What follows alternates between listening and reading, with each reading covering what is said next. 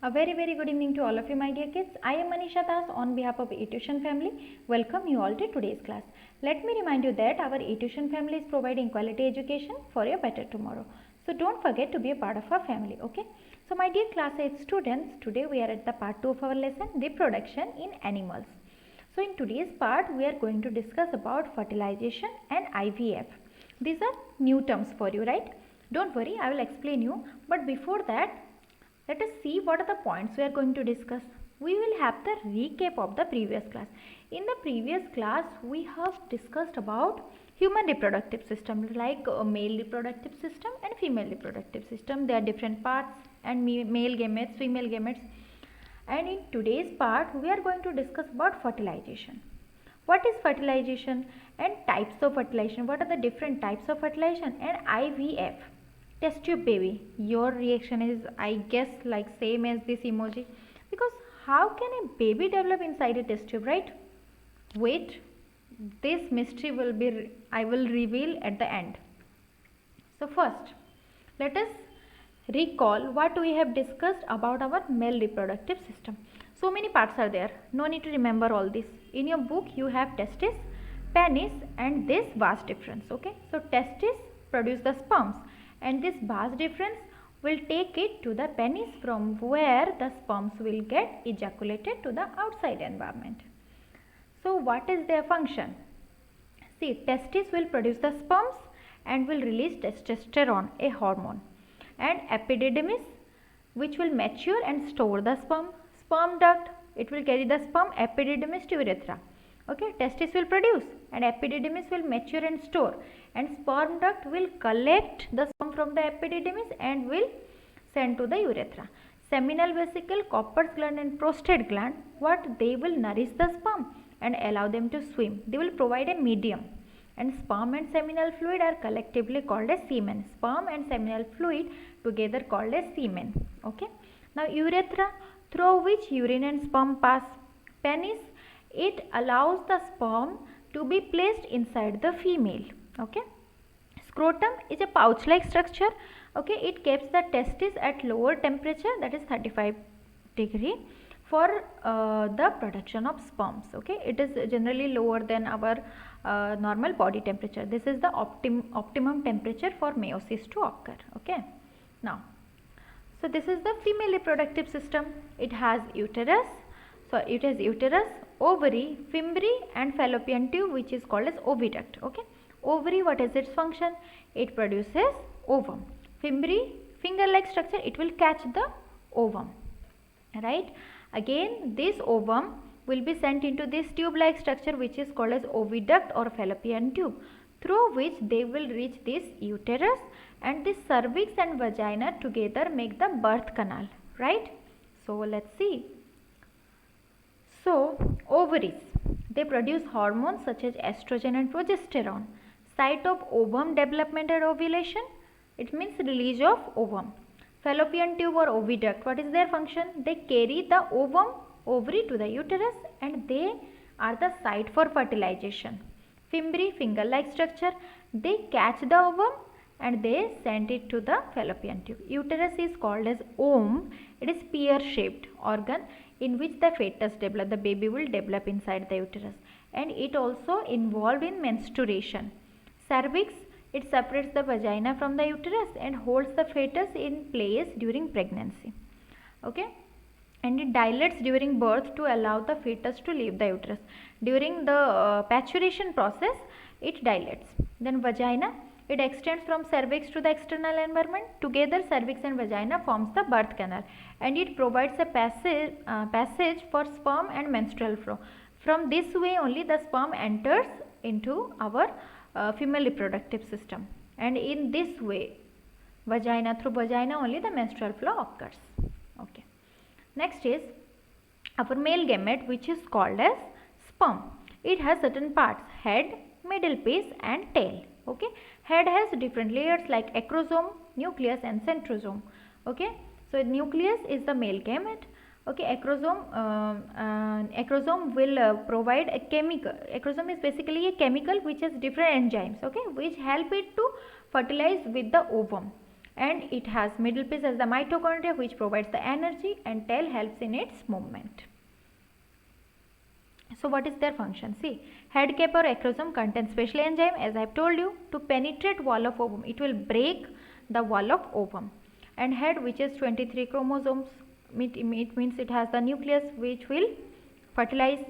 Okay, then this body has mitochondria which provides energy. Tail provide locomotion, help in their movement, and the total size is 120 micrometer, and without the tail it is 60 micrometer. See, now it's ovum. It has corona radiata, cytoplasm, nucleus, and zona pellucida. Zona pellucida is the protective layer. Nucleus and cytoplasm is the fluid. So what is their function? Ovum, it is designed to get fertilized, found in the ovaries, and egg cell is large and bulky and contains yolk which provides large food storage, that is the nucleus, and form new cell being formed. Now, what is fertilization, my dear kids? The fusion of the female gamete and the male gamete. Which is the female gamete? Egg, and the male gamete is the sperm. You can look in this GIF. This sperm is trying to fertilize this ovum. Okay, it is entering. Okay, this process, the process by which both of them get fused, is called as fertilization, and they form a structure which is called as zygote. You can see here, they form a zygote. Okay. Now, so see, this is the ovum. Then the sperm fused, another gamete came, both of them together fused and make zygote. Now, types of fertilization, they have two types of fertilization. One is internal, one is external fertilization. I will tell you one interesting. It means how much big an animal can be. ठीक है, एक हाथी हो, एक elephant हो, या फिर एक एंट हो, जितने भी बड़े एनिमल्स हो, they start their life from a single cell, that is the zygote. ठीक है. So internal fertilization means the fertilization which takes place inside the female body. Female के बॉडी के अंदर अगर fertilization, it means the fusion of sperm and ovum takes place, that is called as internal fertilization. Internal fertilization occurs in many animals. Humans के अंदर होता है, like cows, dogs, hens, इन सब के अंदर होता है. Now next is external fertilization. External fertilization is a type of fertilization in which the fusion of male and female gametes takes place outside the body of the female. You might be thinking ऐसा भी होता है? Yes, that is called as external fertilization. Like aquatic animals में it is very common, like fish, starfish and frog. So कैसे होता है? Let me explain you. The female frog क्या करेगी? It will release its egg in the water medium. Okay, it will release its egg in the water medium. After certain time, the male will come and it will release its sperm in the same medium. Then they will fuse in the water medium itself. It means outside the female body. That's why it is called as external fertilization. Then an interesting question came. Why do fish and frog lay eggs in hundreds whereas hen lay only one egg at a time? Fish और frog बहुत सारे अंडे देते हैं. आपने fish के अंडे देखे होंगे, हम एक्चुअली खाते हैं फिश के अंडे. सो थाउजेंड्स ऑफ नंबर्स होते हैं, राइट. लेकिन हैन क्या करती है? One egg at a time. Why do this happen? Because see external environment में, right, they produce their gametes in the external environment, maybe 1000 in number, millions in number. All the eggs do not get fertilized. Why? Because see, water में देते हैं ना, water movement होता है, wind होता है, rainfall होता है, तो क्या धो जाएंगे ना, कहीं पे बह जाते हैं वो. So also there are other animals in the pond which may feed on eggs. उस एग को कोई अदर एनिमल खा भी ले. दस प्रोडक्शन अगर ज़्यादा नंबर्स में होंगे तो some of they will develop, right. So many numbers, large number of eggs and sperm is necessary to ensure fertilization of at least a few of them.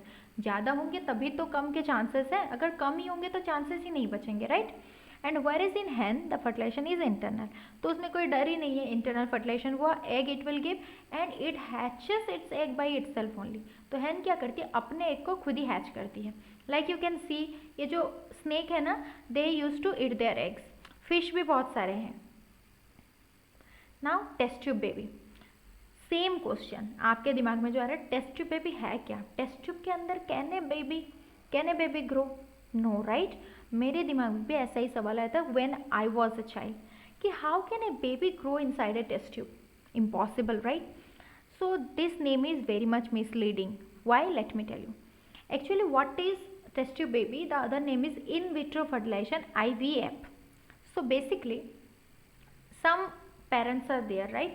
कभी कभी मेल के अंदर या फिर फीमेल के अंदर देयर यूज टू सब abnormalities, like in female if the oviduct is blocked, तो ओविडक्ट अगर ब्लॉक हो जाएगा जहाँ पे फर्टिलाइजेशन होता है तो स्पर्म तो ओवम के पास पहुँच नहीं पाएगा, तो वहाँ पे क्या होता है, they can not have their baby.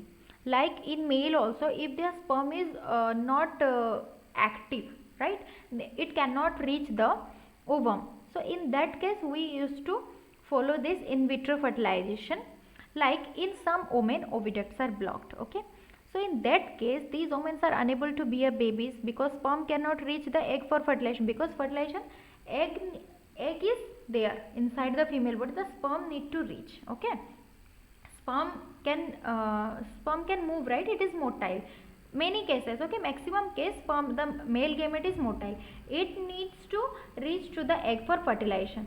So when they cannot reach, the zygote will not be formed and they cannot produce their young ones. In such case what we will do, we will fertilize them in an artificial condition, that is inside our laboratory, which is called as in vitro fertilization or fertilization outside the body. The doctors collect the egg and sperm and they used to fertilize them in the outer medium, and after that they can have their babies. So this technique is generally introduced by our scientists for those infertile couples to give them the blessing of the parenthood. So in vitro fertilization, in case fertilization occurs, the zygote is allowed to develop for about a week and then it is placed, तो zygote बन गया. Now we can place them in the mother's uterus. After that the zygote will develop into a fetus, then a baby, and the baby is born like a normal. So babies born through this technique are called test tube babies. Though baby is not developed inside the test tube, the zygote is formed inside the test tube. This term is actually misleading because babies cannot grow in test tube, exactly what I was telling you. So have you seen this movie Good News?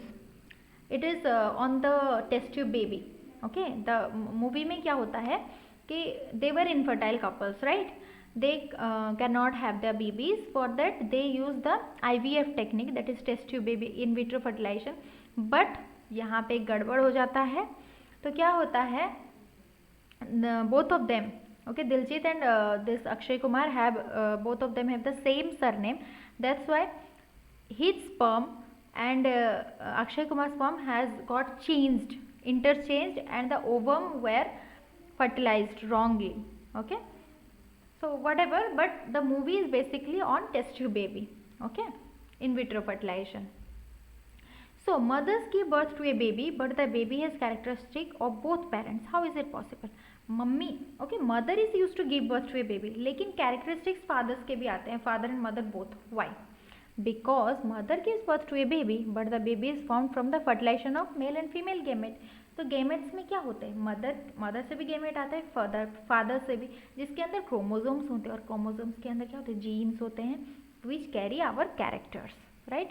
The nuclei of both the parent gametes fuse to form a zygote with new character combination of both the parents, and zygote formed from fertilization have characteristics of both the parents. This zygote develop inside the female body, finally takes birth as a baby. Understood? Okay, I hope it's clear for you. So how could a single cell become such a big individual? In the next class we will discuss about it. अगर आपको पता है, you can comment in the comment section. Otherwise we can. एक single cell, as I told you, एक छोटा सा जानवर से, एक छोटे से जानवर से लेके बड़े से जानवर तक, everyone start their life from a single cell. But how a single cell can become such a big individual, we'll discuss in the next part. So I hope you will comment if you know. So now quotes part. Children are great imitators, so give them something great to imitate. बच्चे क्या करते हैं ना, जो देखते हैं वो सीखते हैं ना, ऐसा बोलते हैं ना. तो अगर आप अच्छी बातें सिखाओगे, he or she will learn good things, right? वो कॉपी करते हैं ना, आप जैसे करो वो देख के वैसा करेंगे. तो आप कुछ अच्छी बातें सिखाओ, अच्छी चीज़ें करो, ताकि they will copy the good things only. Okay, see how cute they are looking, right? Okay, so with this I would like to request you be a part of our Etuson family. Don't forget to watch, like, share and enjoy our channel. Till then, stay safe, stay happy, and happy reading. Thank you.